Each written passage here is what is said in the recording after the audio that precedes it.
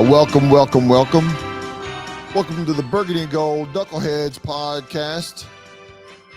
With me, as always, right over there, it's my main man, Reggie. What's up, Reg? Hey Ken, I'm good, man. How are you, brother? I'd be a little bit better if Washington could have traveled. If Washington could have traveled to Washington and walked away with a win today, but came up short at the very end, down to the wire. Win or lose, this is a very, very typical Washington game. But yeah, when the final horn sounded, everything went 0-0. Washington lost 29-26 to the Seattle Seahawks. I started to say Washington Seahawks by accident because I mentioned Washington State. And while I think overall Washington played a solid game, they came up short, and clearly they need to make better moves, but make less mistakes, hurt themselves less. What are some of your initial thoughts before we start breaking down things a little bit more granular? Yeah, my initial thought, man, is I gave my confidence number heading into this game was 4 because I just obviously didn't have a whole lot of confidence that we would win the game. But I kept telling myself, win or lose, this was going to be a tough game. Right. Okay. In fact, I'm surprised that I think both teams put up 25 plus points. But I kept trying to remind myself this is going to be a tough game. So as the game was going along and it was kind of ugly, I was saying, to myself, but I knew this was going to be a tough game. I knew it's going to be a tough game. And that's ultimately what it ended up being. Where I struggle with it is one is we never can seem to play a complete game. We started off in this game hot. Then we hit a low during the middle part of the game, and then of course at the end of the game we seem to fire on all cylinders and can move the ball, get some chunk plays, and get ourselves. And you're like, where was this 2 quarters ago? Right. So here we are, not 10 weeks into the season, and we still yet to put a complete game together. And then, but again, it's going to be a hard fought game. The problem is, and where again, as a fan of the team, where it hurts is even when Washington is involved in a hard-fought game, a close game, you take both Philly games, you can use the game today as an example. We get in there, we do it, but we're always on the short end of the stick. We always are the team that comes up short. Any casual person can go, man, that was a good game. But we're always on the losing end of it. And so that's where it just seems to be like a beat down, so to speak, Right. mentally dealing with it consistently, year after year, where we get into these games and it's always tough, man. We gave it all, and man, if it was just one more play here, Right. one more stop there, but we get into these games and we think we're good enough, and we always come up short, and that's just where it's just kind of wears on you and beat you down a little bit. Yeah. I can't disagree with anything that you say there. I think going into this game, I had a higher confidence level, and I just felt like this is going to be the game that things clicked for Washington. And in some ways, Washington played a better game than what we have the last few weeks overall, from beginning to end. But to your point, we can't. The offense that we saw in the fourth quarter and the beginning of the I'll say the first drive, we went at least 2 quarters in the middle that we didn't see a whole lot. It was sputtering, even when we got the initial touchdown and then a couple field goals. but even those field goals were kind of like sputtering, struggling. You're dragging yourself through mud to get those couple field goals. Um, Mm-hmm. and then in the fourth quarter, things kind of to your point, it opened up. I mean, fourth quarter really kind of throughout the game, but fourth quarter is the quarterback that you want for the future, right? Hal had two touchdown drives in the fourth quarter. Um, and even I think even in the third quarter, he had a couple throws where he's on one foot, kind of leaning back or kind of awkwardly. He's not set and planted, and he fires the ball, 15 yards. And you're like, man, that guy's got an arm on him. His touchdown passes that he threw were really good passes. Um, and while we're talking about Sam, I'll go ahead and go over some stats real quick. Okay. One of the biggest thing is this is the third straight week where he's thrown over 300 yards. I'm sure we'll probably hear it in the next couple of days, but I wonder when the last time we had a quarterback that threw for 300 yards in 3 weeks, back to back to back. Not common here in Washington by any means. He If I just had to guess, go on a limb, like say it might have been Kirk Cousins, but Yeah, and I don't even know if even if you say it was Kirk prior to Kirk, it's been a very very long time. So right at best, it's Kirk Cousins. At worst, at best, right, and it hell, might not have who been, and it might not have knows? been Kirk, right. Right. Um, and some of Kirk's numbers were inflated because we'd be down by a large chunk, and they'd be kind of playing in a prevent different defense, and he would get some late game yards. But Hal had a 66% completion rate, three touchdowns, no interceptions. Like I said, for 312 yards. Yeah, he was a good fantasy play this week. Um, he had a quarterback rating of 109.3. So I think the over 100 is a very good game. I think the benchmark is normally about 90. Anything over 90 is a solid game. And he had 9 different people that caught the ball, including running backs, and he actually threw it to 11 because Crowder dropped one and a couple to Dotson that were not completed. So he threw the ball to 11 different people. He's spreading the ball out. Uh, the leading receiver wasn't a receiver. It was B Rob. Had 6 catches for 119 yards. He had 8 carries for 38 yards.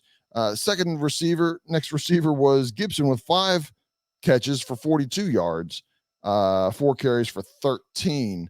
Um, so when you hear all that, you think that there's a whole lot more production, and there were periods where there was some good production, but there was also some periods, like I said, where it was just struggling. Um, and it's just one of those games you kind of shake your head, and it could have been a whole lot better. Um, defensively, I mean, unfortunately, you say you gave up 29 points, and that's not a good game. But I'm going to wait and somebody tell me at what point are we missing Young and Sweat? Because from a defensive line putting pressure, they put pressure on Geno Smith today. Uh, could always Wait, be more because are you saying that from the perspective of you think as a unit we're now missing those guys, or are you no, saying that not at all. I'm saying we're someone's not gonna say missing them. that? Okay. I'm saying that I don't see any pass rush difference or production difference or any difference between in the 2 games that Young and Sweat have not been there. Right. So for whatever reason, they may go to San Francisco and Chicago, and the scheme, they may just go crazy and do well. But in Washington, and how they fit in Washington and how they played in Washington under the system that we're playing in, I see no difference. And Yeah, that again, there's some quick numbers and a quick observation related to defense there also. On the defensive side, man,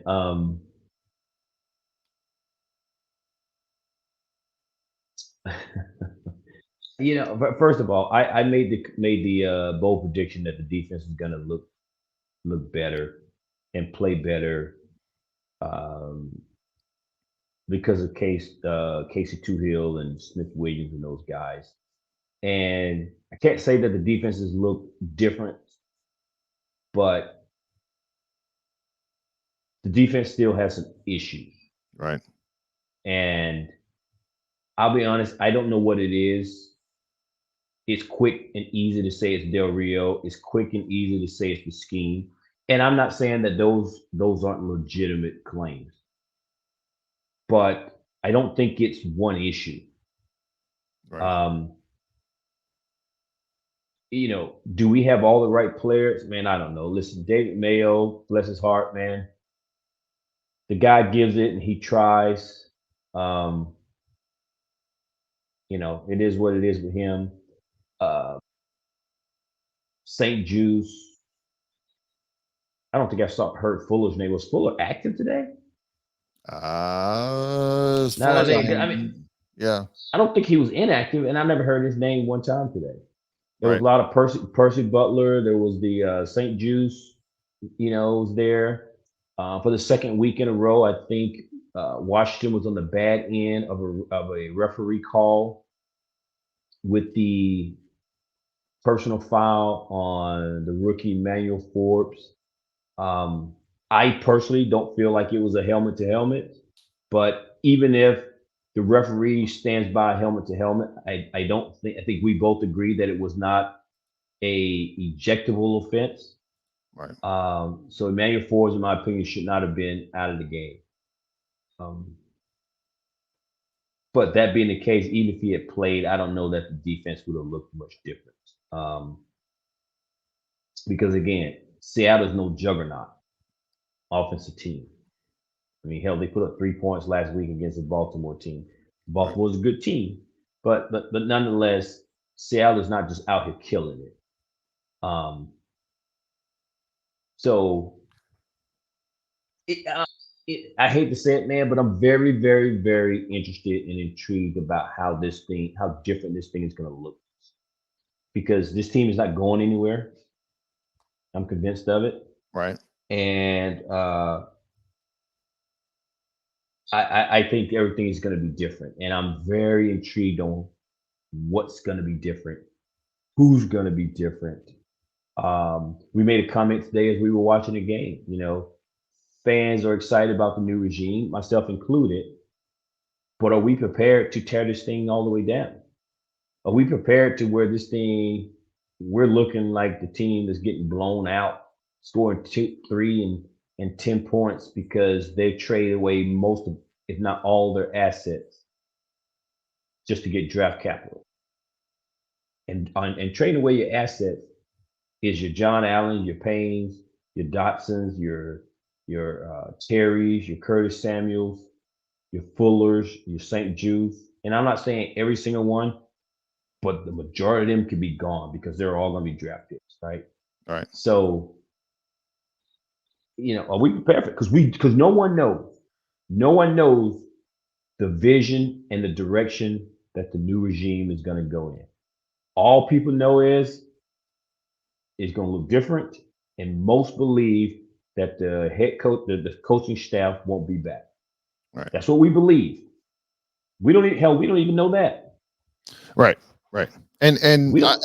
yeah, and I don't disagree. If you're rooting for Ron and the entire regime to go, um, yeah, I mean, look at Ron when he came in. Now, granted, we would say that we didn't have a good team, right? There was a lot of bad when Ron first joined. Not that we're significantly better now, right? But if I think we feel that we have a better core team. Um, but look at what Ron came in with, and just look 2 years later, and it was a big change. I mean, it was like well over 50% of the players. Talent wise, this team is a hell of a lot better. Talent wise, it's not equated to wins, Right. but considering the talent that he inherited compared to the talent that we have now, it's a hell of a lot better. I'm not going to take that away from Ron. And I tend to agree, but this is a results-based league, right? And the results are, I mean, let's be fair also. The first couple years of Ron, he had a whole lot more injuries than he had now. And right at this moment, I mean, we're halfway through the season, we really don't have any injuries, right? Okay, let me ask you this, just real quick. The team that Ron inherited, would you have traded for anybody? And just and I know and I know you don't remember everybody was on that team, but just generally speaking, you can't recall anybody that was here that was pretty tradable when Ron got here. Oh well, other than Trent Williams, do I miss anybody? No, I don't, because I think now we have players that are tradable, that are tradable or are desirable by other teams. When Ron came in, I don't think we had very many tradable, and we didn't have very many that were and I always say, I don't know, I got to think of who in the last year or two that we didn't keep. But when people leave Washington, they might go to another team, but they normally don't go to another team and prosper. Right. And so but my point being is we have guys that teams would be willing to trade for now. Correct. When Ron got here, we really didn't have that. And so that's why I say the results aren't the same. And you're right, this is a results oriented business. The results haven't gotten better, but no question in my mind, the talent has improved drastically during his tenure here.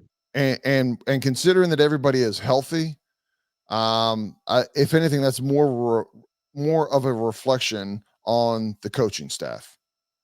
And that's probably why they would get fired. Yes.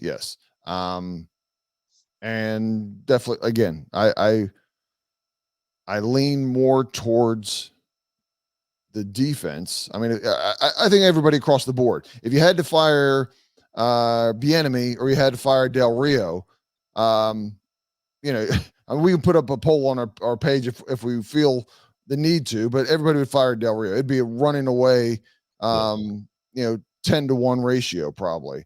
But and part of that is because we've had, since Ron has been here, from a high profile perspective, we have invested heavily on the defense compared to the offense. Our head coach and our defensive coordinator were former defensive players. Correct. And yet we've not had much success on the defensive side of the ball. And who we've drafted, even some of the free agents. If you want to go with Jackson, was a couple of years ago was a big pick at the time. And then, we let him go right away. And then he goes to Pittsburgh. And then, I mean, he lasted the rest of that season on Pittsburgh and he's out of the league. So that was William Jackson. But it is what it is. It is what it is. Well, let me ask you this. So we get to the end of this game here today and we tied the game up. Yep. Quick answer. Should Ron have gone for 2? No. Right? No. Okay. Why not? Again, you go for 2 and you have, one, it wouldn't have mattered in the long run. It wouldn't have mattered. But I felt that in the fourth quarter there, we were doing a decent job of moving the ball. So if it went into overtime and we got the ball first, I felt like we stood a chance of not only scoring, but scoring a touchdown and ending the game that way. Unfortunately, our defense, kept on giving up chunks. Seattle was able to run the ball a lot more efficiently in the second half. The first half, we were doing well against against the run. They were moving the ball, but second half, man, they started picking up chunk yards running the ball, and it is what it is. But I would have gone for just the 1 point at that point of the game and how it was going. I know hindsight's always 2020, and you include that hindsight that okay, we were up by one, they came back, kick a field goal, and it wouldn't have mattered anyway. Do you have a different opinion? um, nah, I don't know that I cared one way or the other, to be quite honest. Yeah, I tend to lean to the side of you give yourself the best chance. And so the best chance for me would have been to tie the game up and go into overtime. If right. they go for two and try to win, and I say that only from the perspective of I don't think we're a very good team. So what do you got to lose? But Right. from the perspective of if you want to give yourself the best chance, then you tie the ball game and you're forcing the overtime and you try to go win it there. Um, but as soon as it happened, I turned to you and I said, now we need to see whether or not the defense can keep these guys from making these chunk plays. And what Yep. do? We give up some big runs. We give up some slants to uh, Metcalf, Pass. and then he gets yards after the catches. And what do? They go right down the field, get Yeah. in the field goal range. And it's like, all the defense needed to do, man, was keep these guys from getting in field goal range. Right. And I say that's all they had to do, as if it's easy. But at the end of the day, they get paid to do just that. I didn't even want them to get. I didn't need them to get a 3 and out. Right? It wasn't like a situation where they needed a 3 and out. You just needed to hold them and not let them get too far beyond midfield Right. to get into field goal range. Right. Your offense just went down and tied this ball game up to give his team a chance. And all you had to do was stop them from getting in field goal range. Not stop a touchdown, not force a 3 and out, just simply keep them from getting in field goal range. And we couldn't even do that. Yeah. And they go right down the field and kick a field goal as time expires. Yeah.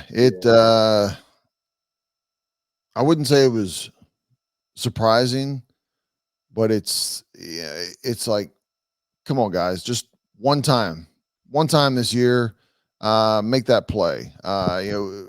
Get the deflection, interception, get a sack, fumble, get a sack. Period. Right. I mean, this is what we talked about with Chase Young and Montez Sweat. That the final drive, they typically didn't have that sack that you want to see in your premier tight ends. From the line perspective, and I said tight end, defensive end. I'm sorry. Um, Yeah. the listeners will correct me quickly if I don't correct myself on that. And so we have different ends, but it's still the same results.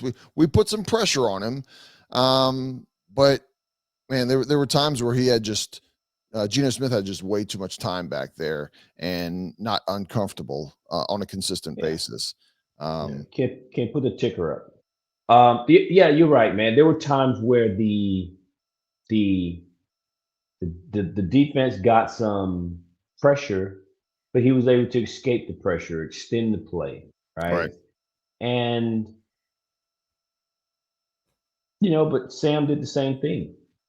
Um, Sam did a lot of that during the game.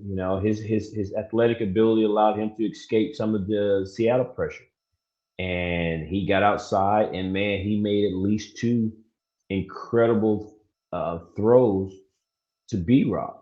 Right. B Rob had I gotta believe it was a record day for him, at least from a receiving perspective.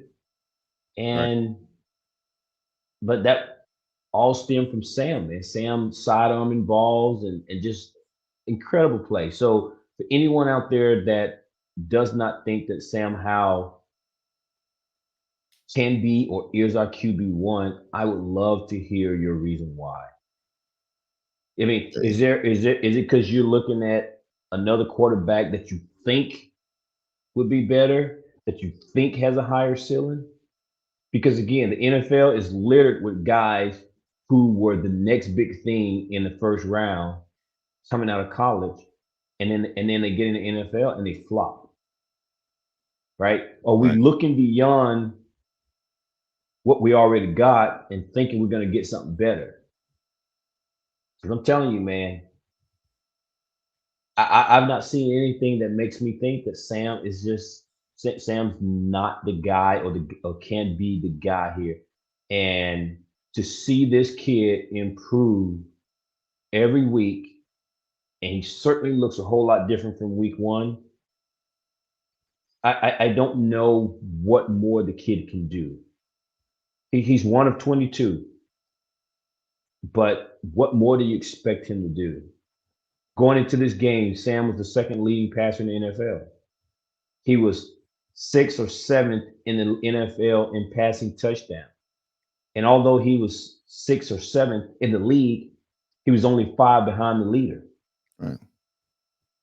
So what do you want the kid to do? Right. But yeah, I'd love to hear someone's argument as to me is why he's not. If you don't believe that he is, then tell me why he's not.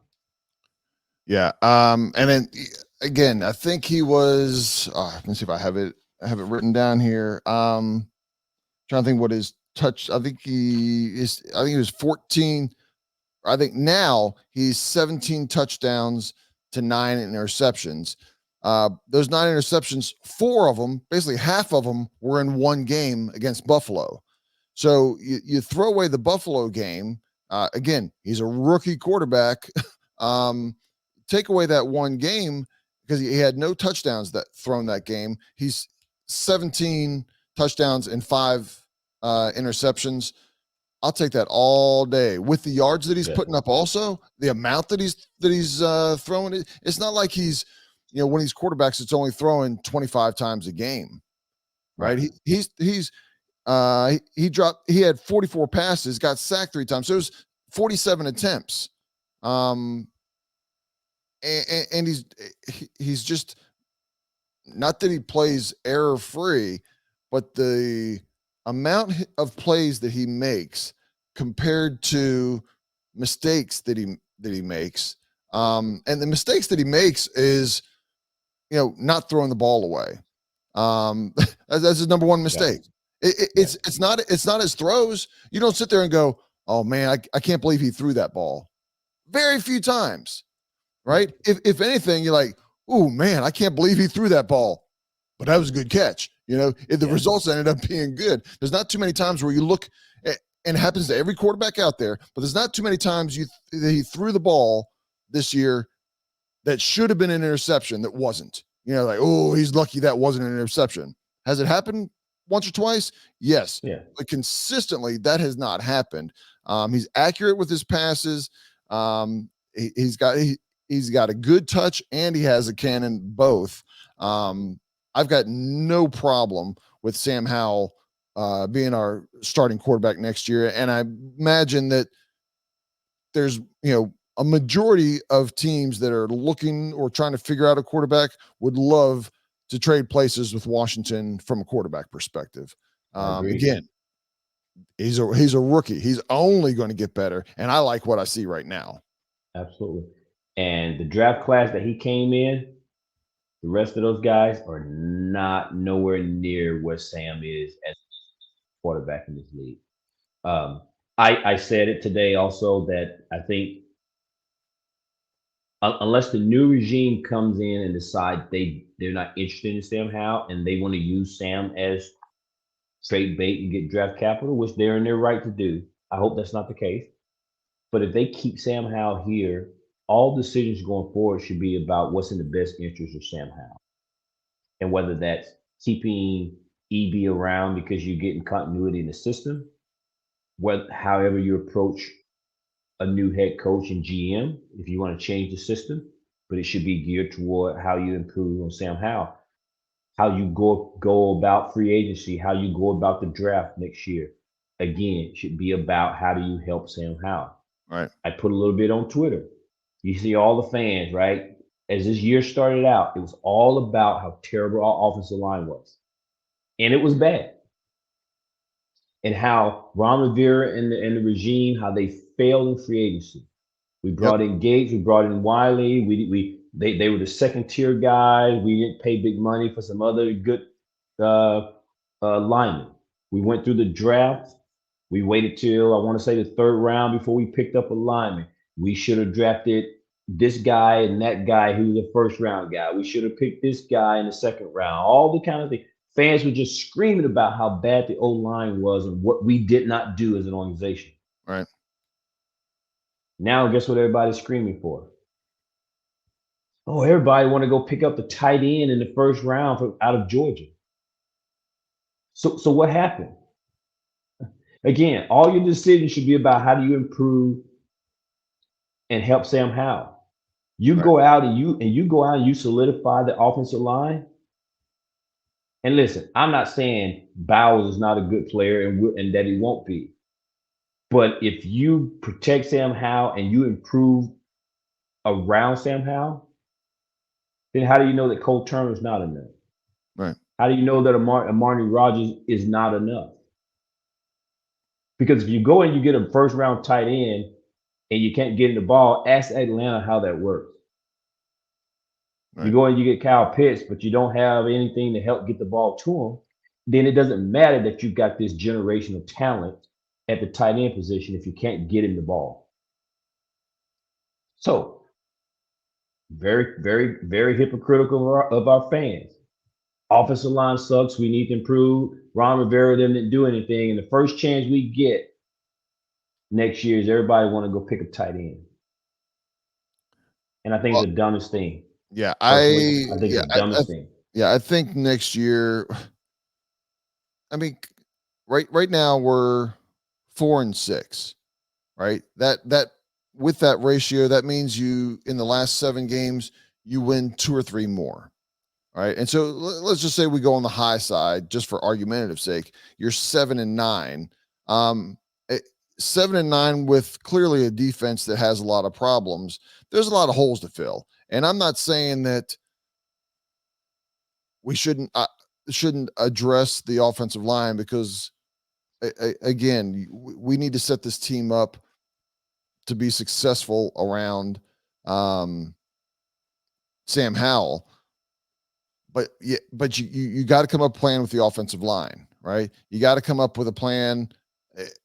If I'm the GM, I got to come up with a plan for a number of positions. I got to come up with a plan for linebacker. Our linebackers got to improve. Yes.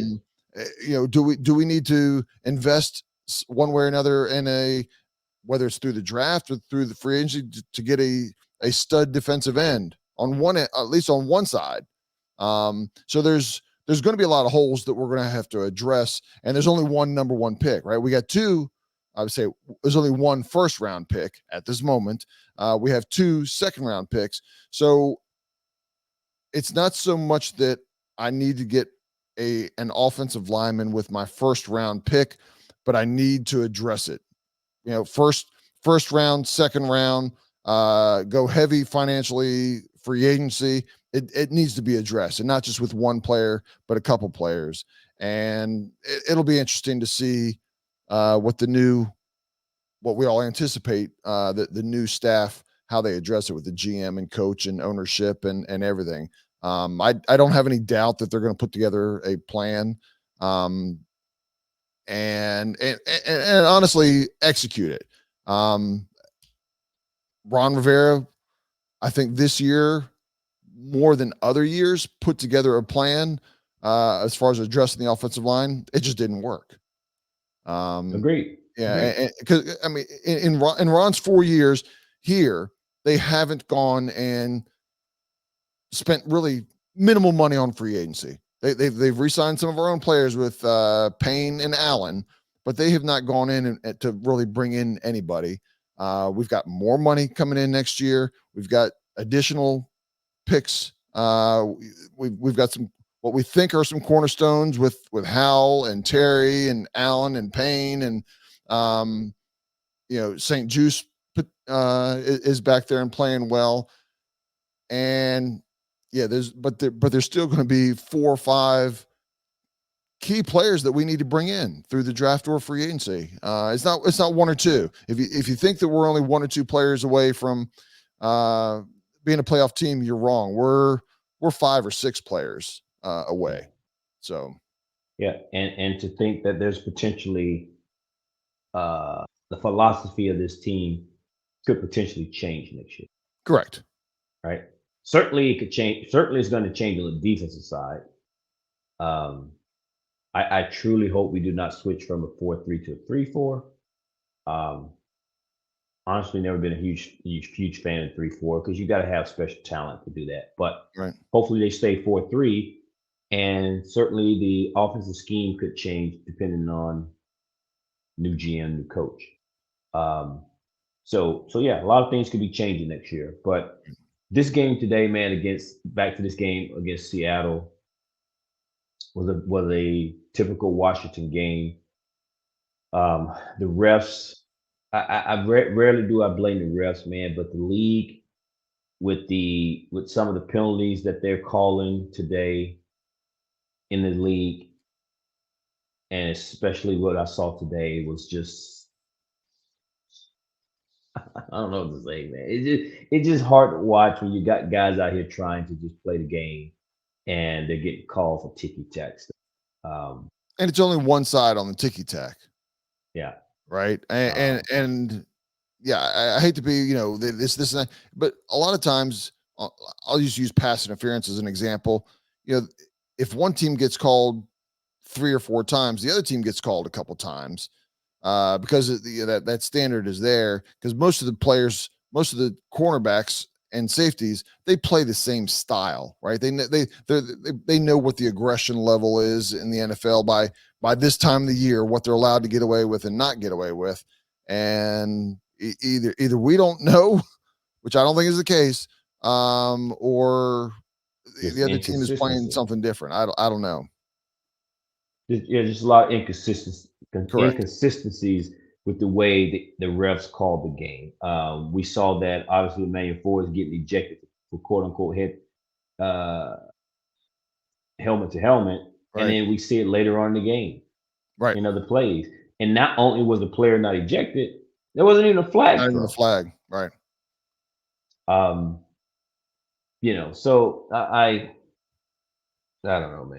I don't know, but this was a game that I think Washington needed to win. They did not get the win, obviously, but I said I was going to take my emotion out of this whole thing and try to look at it with an unbiased opinion, man. And I'm going to stand by that a little bit and just say we're not good. And I really, really, I know it's an unpopular opinion, man, but to me, this whole make a run, make a push for the playoffs benefits no one. I don't know who it benefits because even if we make a push and get in as the number 7 seed wild card, you're potentially one and done. So who does it benefit in terms of the playoff push? I can't think of anybody other than the players just continue to get a little bit of experience, but they're going to get that anyway. They're going to get that anyway because they got 7 games left to play. So, but Right. anyway, Right. Um, well, we've got if we're looking ahead a little bit, not from a playoff perspective, but just who our opponent is. Next week we play the New York Giants. That was the game that was a head shaker last time we played them and lost to them. Um, Still looking back, I still shake my head that we lost that game. Um, and it'll be interesting next week to see, you know, if we play like we did today, we play like we did against Philly. We should take the game. If we play at the level of the team that we play, week in week out, that we'll then we could be in trouble. It'll go down the last 2 minutes again. But we shall see. We shall see. You got anything else you need to cover here for this one, Reg? no, I don't, man. Okay. Well, I appreciate everybody listening this week and tuning in. We will be coming back with another podcast covering the New York Giants as a preview. And as always, thank you all for listening. Until next time, peace out, Knuckleheads. Peace out.